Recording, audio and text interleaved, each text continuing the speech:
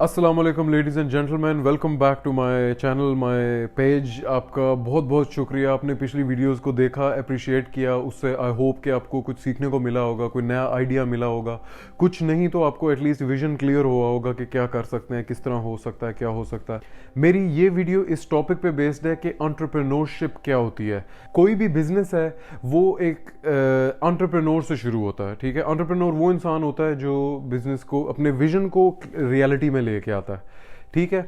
अब दो पॉइंट्स इसमें डिस्कस होंगे। एक तो एंटरप्रेन्योरशिप में प्रॉब्लम्स और सॉल्यूशंस क्या होते हैं, किस तरह एक प्रॉब्लम को सॉल्व करना है, किस तरह प्रॉब्लम्स के पहाड़ को सॉल्व करना है, क्योंकि प्रॉब्लम्स आती रहती हैं। दूसरा इसमें फैक्टर ये है कि काफ़ी लोग हमसे ये सवाल करते हैं कि बिजनेस के लिए इन्वेस्टमेंट चाहिए। इन्वेस्टमेंट क्यों ज़रूरी नहीं है एक बिज़नेस के लिए, और जो काफ़ी लोग हमारे पेज पे हमसे ये सवाल करते हैं।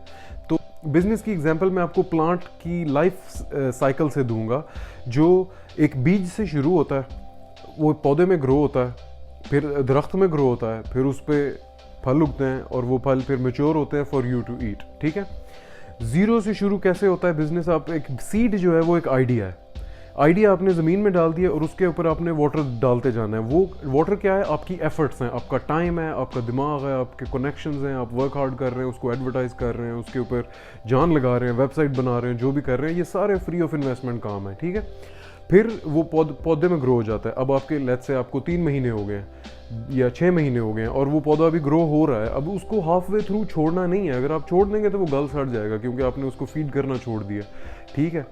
आप उसको ग्रो करते रहेंगे, आप उसके अंदर प्रॉब्लम्स उसकी सॉल्व करते रहेंगे। उसको कहते हैं मौसम ऊपर नीचे होगा, बारिश होगी, गर्मी होगी, उसको डैमेज होगा, जो भी होगा आपने जान नहीं छोड़नी उसकी, क्योंकि आपको बहुत सारे आम चाहिए, ठीक है। जॉब में ये होता है कि आपको हर महीने के एंड में 1 आम या 2 आम मिलते हैं, जो कि आपकी आमदनी होती है। बिजनेस में ये होता है कि जब दरख्त फुली रेडी हो जाता है तब तक आप रहते हैं भूखे, ठीक है। जब दरख्त रेडी हो जाता है और उसके आम गिरने शुरू होते हैं तो फिर आपको काउंट ही नहीं होता है कि हाँ डेली बेसिस पे 20-30 इस तरह आपके आते रहते हैं। फल जो है वो लास्ट स्टेप होता है बिजनेस में। ये आप हमेशा अपने दिमाग में क्लियर रखें थ्रू आउट योर जर्नी। कुछ लोग बिजनेस शुरू करते हैं 2 महीने 3 महीने में वो बिजनेस को कट कर देते हैं, ये सोच के कि यार पैसा नहीं आ रहा, बस लग ही जा रहा है, तो अब मैं क्या करूँ, मैं बिजनेस बंद करूँ। ये गलत होता है। ये ऐसी है कि जिस तरह आपने पौधे को हाफ वे थ्रू छोड़ दिया कि जी मुझे तो आम चाहिए थे, लेकिन ये तो सिर्फ छोटा सा पौधा, तो वो आम उगाएगा और वो सबको पता है, क्योंकि आप देख सकते हैं आंखों से, तो आपको लगता है कि हाँ ये जब तक दरख्त नहीं बनेगा ये आम नहीं उगा सकता। लेकिन कोई भी बिजनेसमैन है, कोई भी सक्सेसफुल बिजनेस है, या कोई भी इंसान है जिसने अपनी लाइफ में बहुत ज़्यादा सक्सेस अचीव की है, मार्क जकरबर्ग हो गया, जेफ बेजोस हो गया अमेजोन का, या बिल गेट्स है माइक्रोसॉफ्ट का, जो भी ये सक्सेसफुल लोग हैं दुनिया में, हर बिजनेसमैन शुरू में या हर ब्रांड शुरू में एंटरप्रेन्योर होता है। हर इंसान शुरू में एंटरप्रेन्योर होता है। अब एंटरप्रेन्योर होने की सबसे इम्पोर्टेंट बात क्या है? तो ये चीज़ समझना कि आप खुद सीईओ, आप खुद टी बॉय हो, आप खुद इन्वेस्टर हो, आप खुद अकाउंटेंट हो, ठीक है, आप खुद कैमरा मैन हो, आप खुद एक्टर हो। An entrepreneur is job of everything. आप जब अपना बिजनेस स्क्रैच से उठाने की कोशिश करते हैं तो आपको हर काम खुद से करना पड़ता है। अब इसमें सेंस कहाँ है? इसमें यानी कि इसका फ़ायदा क्या होता है कि जब आपके ऊपर वर्कलोड बढ़ना शुरू हो जाता है तो आप कहते हो कि हाँ मेरा ज़्यादातर टाइम जो है वो अकाउंटिंग में गुजर रहा है, तो मैं एक अकाउंटेंट हायर कर लेता हूँ। अब आप 2 लोगों की टीम हो गए हो। फिर आप बाकी कामों पे लगे रहते हो, जो ईमेल्स रिप्लाई करनी, कंटेंट बनाना है, उसको एडिट करना है, उसको अपलोड करना है, कस्टमर्स को रिप्लाई करने हैं, कस्टमर्स को शिपमेंट करवानी है, सप्लायर से डील करना है। फिर आप कहते हो ओके अब मेरा अकाउंटेंट तो मेरे अकाउंट्स डील कर रहा है, लेकिन मेरा सबसे ज़्यादा टाइम जो है वो सप्लायर से डील करने में गुजर रहा है। तो आप फिर सप्लायर के लिए एक सप्लाई चेन मैनेजर हायर कर लेते हो।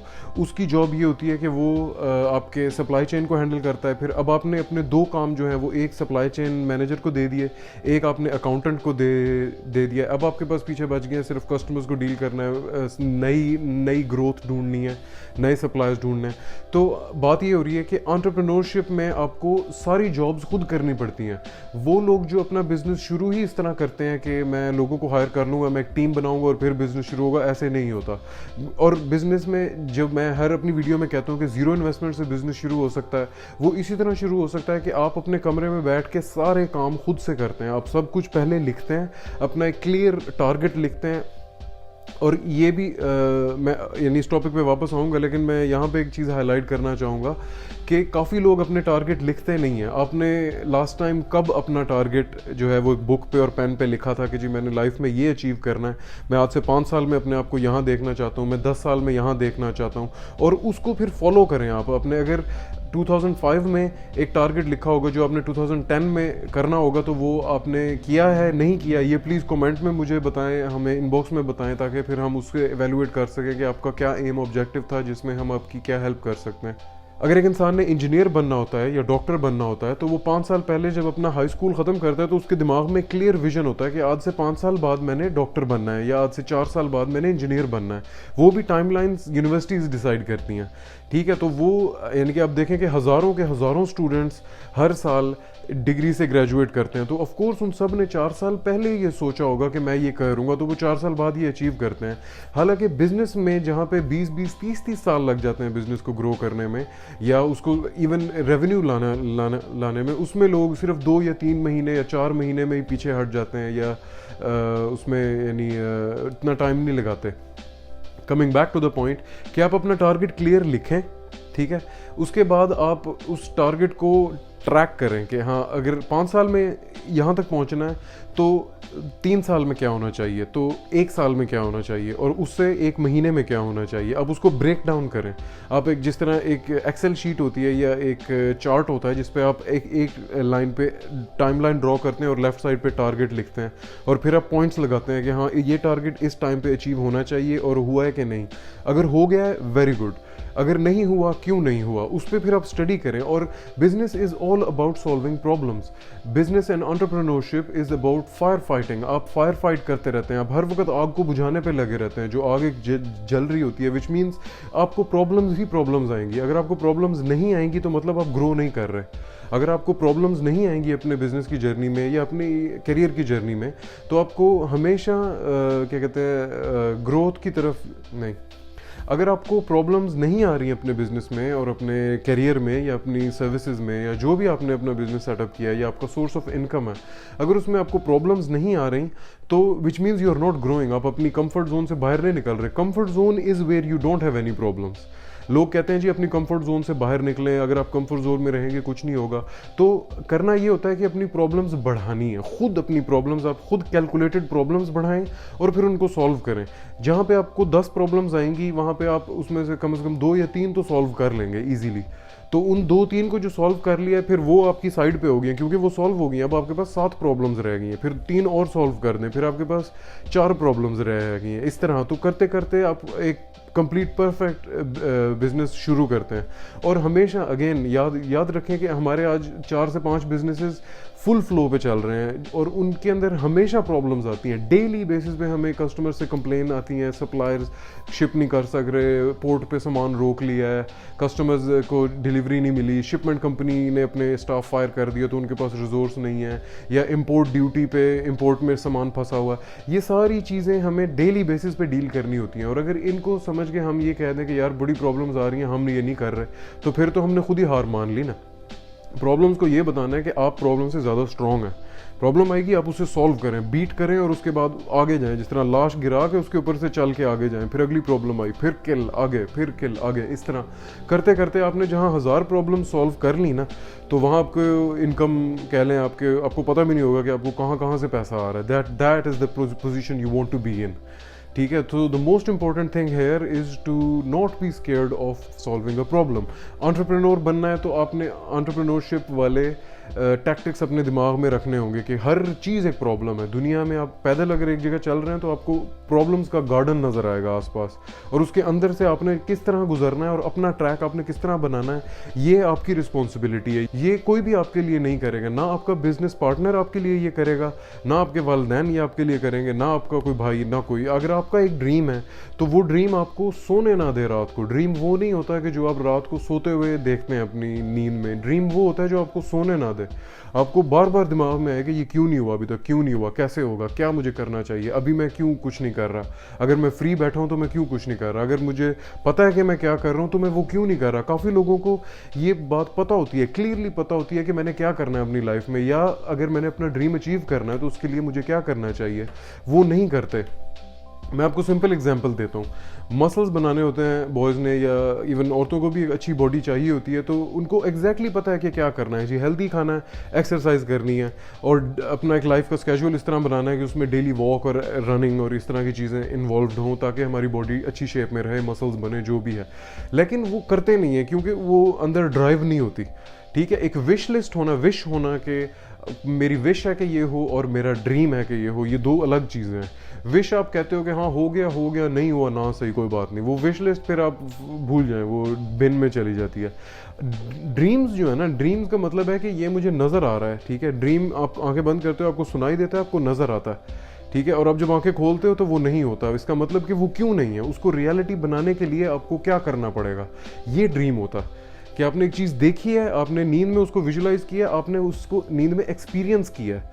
ठीक है, वहाँ से ये वर्ड ड्रीम आया है कि आप अगर मैं बिजनेसमैन बनना चाहता था, मैं अपनी लाइफ को एक सही स्टैंडर्ड में जीना चाहता था, लेकिन था मैं गरीब फैमिली से, गरीब बैकग्राउंड से, तो वो चीज़ दिमाग में हर वक्त बॉदर करती रहती थी कि कैसे पहुँचना है, कैसे होगा, क्या हो सकता है, पहला स्टेप क्या होगा, दूसरा स्टेप क्या होगा। प्रॉब्लम्स को छोटे छोटे सॉल्वेबल इश्यूज़ में ब्रेक डाउन करें। हमारे ग्रुप पे बहुत ज़्यादा लोग ये सवाल करते हैं हमसे कि बिज़नेस शुरू करना है, हमारे पास इन्वेस्टर नहीं है, या बिज़नेस शुरू करना है, हमारे पास इन्वेस्टमेंट कैपिटल नहीं है, या फंड्स नहीं है, या पैसा नहीं है इतना कि हम इस बिज़नेस शुरू करें।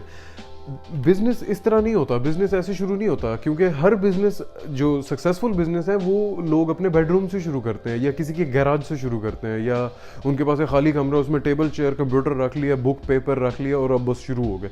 बिज़नेस इस तरह होता है। तो अब मैं आपको एग्जांपल देता हूँ, ऐसे नहीं हवाई ज़बानी कलामी बातें नहीं, मैं आपको एग्जांपल देता हूँ। अब एक इंसान है जो घर बैठा है, जिसको नहीं पता कि वो क्या क्या करे या किस तरह बिज़नेस शुरू करे। ठीक है, अब पहला स्टेप उसका ये होगा कि वो सोचे कि हाँ मैं अपने एरिया में क्या कर सकता हूँ। मैं आपको छोटी सी एग्जांपल देता हूँ कि गाड़ियाँ धोने वाली एग्जांपल। ठीक है, गाड़ियाँ वॉश करना है। ठीक है, अब वो कहता है कि ठीक है, हर इंसान के घर के बाहर एक गाड़ी खड़ी है, या आसपास कुछ लोग हैं जिनके घर के बाहर गाड़ियाँ हैं, या कोई करीबी इलाका है जहाँ पे लोगों ने गाड़ियाँ रखी हुई हैं। आप कैसे बिजनेस शुरू करेंगे? पहला स्टेप आपका ये होगा, आप कस्टमर का पॉइंट ऑफ व्यू देखेंगे कि कस्टमर क्या एक्सपेक्ट करेगा। एज ए कस्टमर मुझे क्या एक्सपेक्टेशन होगी। पहली चीज़, दरवाजे पे एक सप्लायर या दरवाजे पे कोई इंसान नॉक करता है मेरे, और मैं जाके दरवाज़ा खोलता हूँ। वो मुझे कहते हैं कि जी हम एक कार वॉशिंग कंपनी है, हम गाड़ियाँ वॉश करेंगे आपकी फॉर फ्री। ठीक है, आपने सिर्फ हमें रिव्यू देना है गूगल मैप्स पे और फेसबुक पेज पे। ठीक है, उन रिव्यूज़ के लिए आप फ्री वॉशिंग करेंगे शुरू में। अब ऑफ कोर्स एक एवरेज माइंड का बंदा ये कहेगा वो पैसे नहीं मिल रहे तो ऐसे बिजनेस का क्या फ़ायदा। नहीं, आप अपनी रेपुटेशन बना रहे हो, आप अपने ऊपर गोल्ड प्लेट कर रहे हो अपने आप को। ठीक है ना, आप वो जिस तरह हमने पिछली वीडियो में गोल्ड की प्रोसेसिंग की बात की थी, आप अपने आप को ट्रिम और स्लिम कर रहे हो to get ready to be sold. ठीक है ना, एक प्रोडक्ट वर्चुअली ऑनलाइन एक ऐसा बना रहे हो जिस पे लोग पैसा देंगे। उसको पैसा देने के लिए वो जीरो पे तो कोई पैसा नहीं देगा ना। जहाँ पे 400 रिव्यू होगा, सारे 5 स्टार रिव्यू होंगे, तो फिर वहाँ पे लोग खुशी से पैसा देंगे, उन्हें पता होगा हम आप पे ट्रस्ट कर सकते हैं।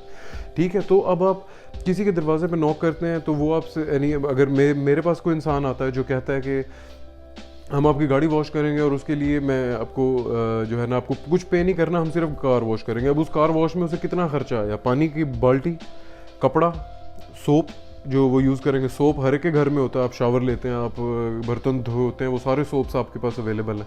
बर्तन धोने वाला फेरी जो लिक्विड होता है वो मुझे पता है कि गाड़ी उससे साफ़ हो सकती है, वो थोड़ा सा पानी में डाल दें एंड दैट्स इट। पानी हर एक के घर में होता है।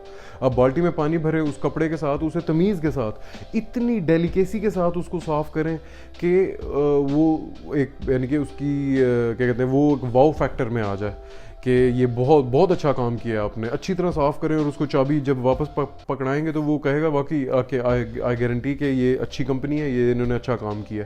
इस तरह आप 10 लोगों के साथ करें, आपके पास 10 5 स्टार रिव्यू आ गए। अब आप चार्ज करना शुरू कर दें कि अब नेक्स्ट जो आप करेंगे वो लेट्स से कि एक गाड़ी का 500 रुपया लेंगे, थोड़ा थोड़ा करके, ताकि लोग शुरू से ही ना कर दें ना। ज़्यादातर लोग ना तब कहते हैं जब आपकी प्राइस इतनी हाई होती है कि वो कहते हैं नहीं जी ये तो नहीं हम कर सकते। ठीक है, इसी तरह ये एग्जांपल आप किसी भी सर्विस में लगा सकते हैं। ठीक है ना, अगर आपका सॉफ्टवेयर हाउस है या अगर आप एक टीचर हैं, आप शुरू शुरू में किसी को 1-2 हफ्ते के लिए फ्री में पढ़ाएं और उनको कहें कि आप प्लीज़ हमें ऑनेस्ट रिव्यू दें अपना। हम आपको ये रिक्वेस्ट नहीं करते कि प्लीज़ अच्छा रिव्यू दें, क्योंकि वो चीटिंग हो जाती है। आप उन्हें कहें ऑनेस्ट रिव्यू दें ताकि बाकी लोगों को नज़र आए कि मेरी वैल्यू किसी दूसरे से ज़्यादा अच्छी क्यों है, या किसी दूसरे को मैं कंपटीशन कैसे दे सकती हूँ। कंपटीशन ऐसे ही होता है कि आप अपने रिव्यूज़ इतने बढ़ा जाएँ कि अगला कहे कि हाँ, एक के 5 रिव्यूज़ हैं, एक के 500 रिव्यूज़ हैं।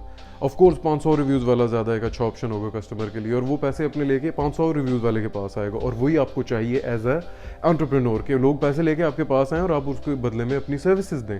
फिर आपके पास जब बिजनेस आना शुरू हो जाता है, आप लोगों को ट्रेन करना शुरू कर दें, क्योंकि आप हफ्ते में 1-2 दिन अपने लिए ऑफ लेंगे। और उन 1-2 ऑफ डेज में ये मतलब नहीं है कि आप घर जाके सो जाएं। उस 1-2 दिन में आप डेवलपमेंट कर रहे हैं कि हाँ, मैं और किसको ट्रेन कर सकता हूँ, मैं अपने साथ 2-3 और लड़के लगाता हूँ, मैं कोई घर पे जो बैठा हुआ है जो जॉब ढूंढ रहा है मैं उसको अपने साथ ले आता हूँ कि आओ यार ये काम करते हैं, इसमें पैसा आ रहा है। और वो कुछ भी हो सकता है, वो किसी की सब्जियां डिलीवर कर सकते हैं आप कहीं से कि हाँ, आप घर बैठे रहें, आप मुझे लिस्ट दें, मैं जाके सब्जियां वगैरह जो भी आपकी हैं वो लेके आऊँगा, उसका मैं आपसे 100 रुपया लूँगा या 200 रुपया लूँगा। अगेन वही बात है, शुरू शुरू में फ्री करें, रिव्यूज़ जमा करें, थोड़ी प्राइस रखें, रिव्यूज़ जमा करें, ज़्यादा प्राइस कर दें जब बहुत ज़्यादा रिव्यूज़ हो जाए, आप एक बिज़नेस चला लिया आपने। अब इस पूरे बिज़नेस में आपको इन्वेस्टमेंट कहाँ नज़र आई है? इन्वेस्टमेंट है टाइम। टाइम इज़ मनी, आपने ये पहले ज़रूर कहीं ना कहीं सुना होगा, और time is the biggest money. और ये एक इन्वेस्टमेंट है जो हर इंसान के पास है। ठीक है, जब मैं जॉब करता था और साथ साथ बिजनेस भी चल रहे होते थे, मैं खुदा से दुआ करता था कि यार खुदा कहीं से दिन में 40 घंटे होते तो क्या ही बात होती, क्योंकि 24 घंटे में से नींद भी करनी है, काम भी करना है, बिजनेस पे भी काम करना है, तो मेरे पास टाइम नहीं होता था। Time is the biggest property that you have. अभी आजकल जिस तरह ये सिचुएशन चल रही है, लोग घर पे बैठे हुए हैं, तो आपके पास टाइम ही टाइम है। आप अपने टाइम को किसी का टाइम बचाने के लिए अपना टाइम लगाएं। आप कहें ठीक है, आपको ये काम बाहर जाके करना पड़ता था, ये मैं करता हूँ। आपकी गाड़ी सर्विस करवाने के लिए आप खुद जाते थे, आपको लाइन में लगना पड़ता था, वेट करना पड़ता था, गर्मी है, मौसम बुरा है, ये है वो है।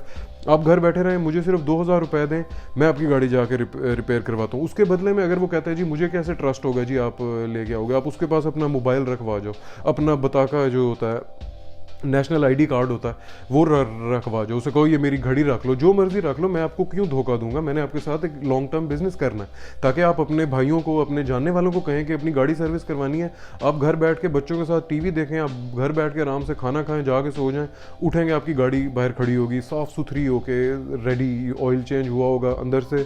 अगर आपने ऑफकोर्स रिव्यू अच्छा लेना है तो आप वैल्यू देंगे। वैल्यू क्या होती है कि आप गाड़ी साफ़ करवा के उसको अच्छी तरह उसको एनी प्रेजेंट ऐसा करें कि वो फिर आपको कहे कि इसको फिर से बुलाओ, बाकियों को कहे कि यार इससे काम करवाओ।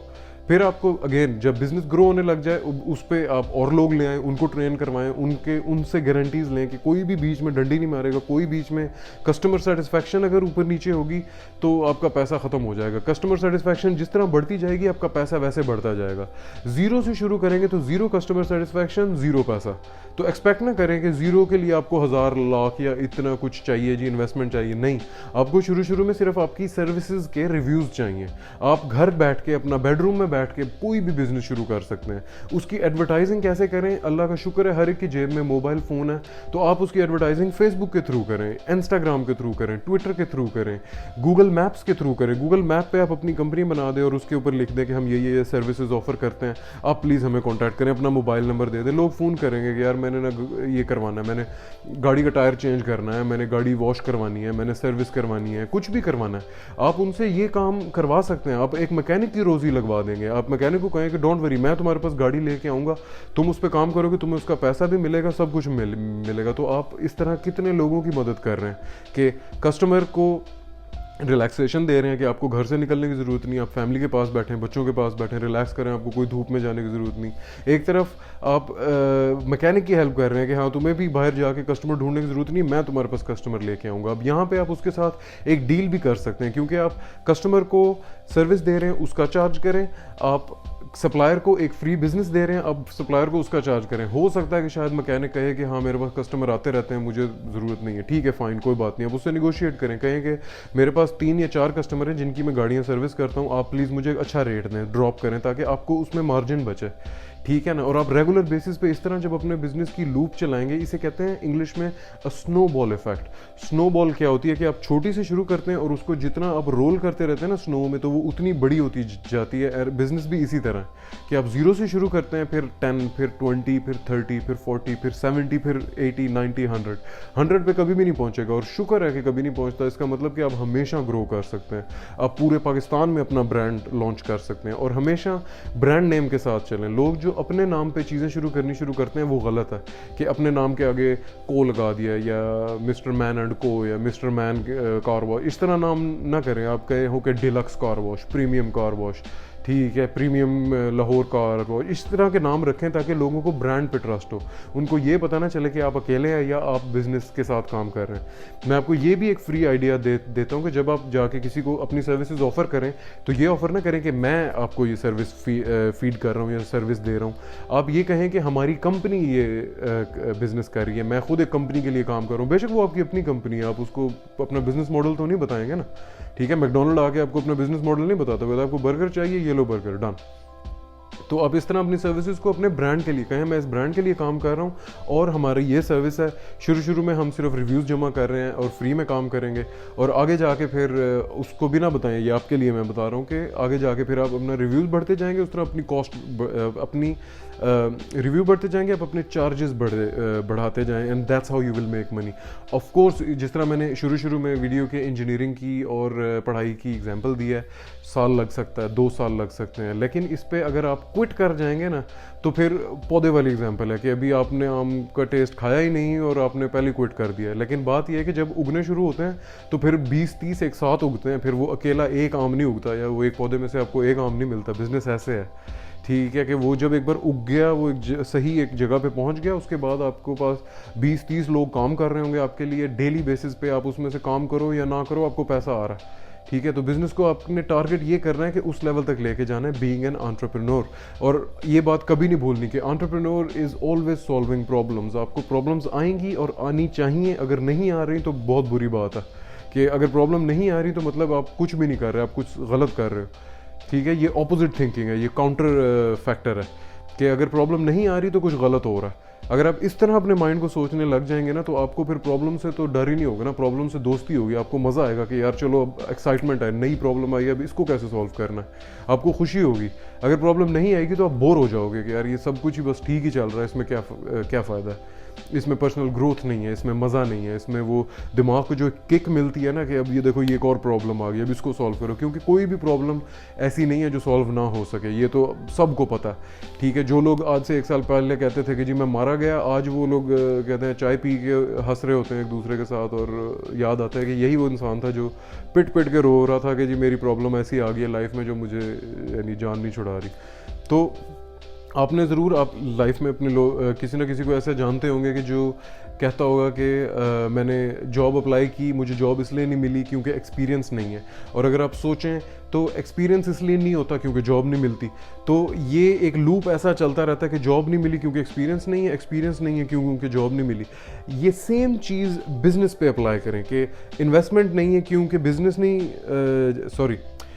नहीं चल सकता क्योंकि इन्वेस्टमेंट नहीं है, और इन्वेस्टमेंट इसलिए नहीं है क्योंकि बिजनेस नहीं चल रहा, ठीक है। तो ये लूप में से निकलने के लिए अपने आप को आप इन्वेस्टमेंट को एक तरफ रख दें, उसे कहें ठीक है दफा कराओ इन्वेस्टमेंट को। आप आए कस्टमर से रिवर्स आए, कस्टमर को क्या चाहिए दिमाग में अपने विजुअलाइज करें कि मेरे कस्टमर को क्या एक्सपीरियंस मिलेगा, किस तरह वो मुझे ढूंढेगा, किस तरह मैं उसको अपनी सर्विस दूंगा। वहाँ से रिवर्स काम करें कि हाँ इसके डोर तक ये पहुँचानी है सर्विस, उसके लिए मुझे ये चाहिए होगा, उसको अचीव करने के लिए मुझे ये चाहिए होगा। इस तरह पीछे जाते जाते it will all come back to you कि आपने अब ये करना है, ये करना है, ये करना है। सबसे इंपॉर्टेंट चीज़ है लिखें प्लीज़। ये चीज़ मैंने देखी है और मैं खुद भी अपने एक्सपीरियंस से बता रहा हूँ, मैं खुद भी पहले नहीं लिखा करता था, मुझे खुद डर लगता था कि यार मैं अपने ड्रीम्स कैसे लिखूँ, मैं अगर लिख दिया तो मुझे फिर कैसा फील होगा कि मैंने अचीव नहीं किया, या वो अंदर से एक डर होता। आप प्लीज़ अपने ड्रीम्स को लिखें, किसी को ना दिखाएं, अपने लिए लिखें, और उसके अंदर से फिर उसकी ब्रांचेस बनाएं कि इसके अंदर मुझे ये चाहिए। बस इन्वेस्टमेंट नहीं लिखनी आपने, ये एक चीज़ नहीं लिखनी, और उसको एज ए प्रॉब्लम लेके चलें। अब आपको जिस तरह मैंने बताया प्रॉब्लम्स आएंगी, आपने सॉल्व करना है। पहली प्रॉब्लम आपकी ये है बगैर इन्वेस्टमेंट के बिजनेस चला के दिखाओ। और वो कैसे होगा, क्योंकि आफ्टर ऑल कस्टमर्स हैं, आफ्टर ऑल उनको अपने को सर्विस देनी है। अब हर प्रॉब्लम लिखें और उसके साथ सोल्यूशन, प्रॉब्लम लिखें उसके साथ सोल्यूशन लिखें। और इस चीज़ में मैं आपकी पर्सनली हेल्प करने को रेडी हूँ। आप मुझे इनबॉक्स करें, मैं आपको आपकी प्रॉब्लम का पोटेंशियल सोल्यूशन बता सकता हूँ, और मैं कोशिश करूँगा कि आप उससे फ़ायदा उठाएं और आपको वो सोल्यूशन प्रैक्टिकल लगे जो हो सके। अगर नहीं हुआ तो अगेन आप फिर से आके बताएं कि जी आपने जो बताया था वो नहीं हुआ, जो कि बहुत रेयर चांस है, क्योंकि हमने तकरीबन सारी प्रॉब्लम्स देखी हुई हैं। जो प्रॉब्लम्स आप देख सकते हैं वो हमने किसी ना किसी बिजनेस में किसी ना किसी तरह देखी हुई है, सॉल्व की हुई हैं। तो वही नॉलेज मैं लेके आपके पास आया हूँ कि आपको जो भी सवाल है, जो भी प्रॉब्लम्स हैं, वो आप हमारे साथ डिस्कस करें ताकि हम आपको उसका सोल्यूशन बताएं। ठीक है, तो आपका वीडियो देखने का बहुत बहुत शुक्रिया, और इस तरह का कंटेंट आता रहेगा। अगर आपको कोई सवाल है, कोई चीज़ से आप एग्री नहीं करते, कोई आपको कन्फ्यूजन है, कोई पॉइंट क्लियर नहीं है, तो प्लीज़ आप कमेंट करें, हमें क्वेश्चन करें, हमें मैसेज भेजें। हम ऑलरेडी काफ़ी केसेस, बिजनेस केसेस शुरू कर चुके हुए हैं। काफ़ी बिजनेस केसेस ऐसे हैं जो इन एक्शन हैं, लोग डाटा कलेक्ट कर रहे हैं, लोग अपना पेज बना रहे हैं, लोग डेवलप कर रहे हैं, मार्केट के लिए रेडी हो रहे हैं अपने लिए, और वो ऑलरेडी एक स्पीड पे हैं। और आज से 6 महीने बाद अगर आप तब भी सोच रहे हुए कि अब करूँगा, कल करूँगा, परसों करूँगा, तो फिर वो रुका रहेगा काम। जो लोग आज से शुरू कर रहे हैं वो 6 महीने बाद ऑलरेडी कस्टमर्स को सर्व कर रहे होंगे, पैसा बना रहे होंगे, और तब फिर उन लोगों को जो नहीं अभी एक्शन ले रहे वो फेल फील कर रहे होंगे कि मैं फेल हो गया हूँ या ये लेट हो गया हूँ। तो अभी से एक्शन लें, अभी से अपने ड्रीम्स को पहले क्लियर लिखें। जो भी आपका ड्रीम है, कोई ड्रीम बुरा नहीं होता, जो भी आपका ड्रीम है उसको क्लियरली लिखें, उसको step by step break down करें। अगर आपसे नहीं हो रहा, हमसे कॉन्टैक्ट करें, and we are here to help you. Thank you very much for watching this video. अपना बहुत बहुत ख्याल रखें, अपने घर वालों का ख्याल रखें, साफ़ सुथरे रहें, हाथ वॉश करते रहें, और मेक श्योर करें कि किसी को आपके ज़बान से या आपके हाथों से या किसी भी तरह नुकसान ना हो। और अल्लाह हाफ़िज़।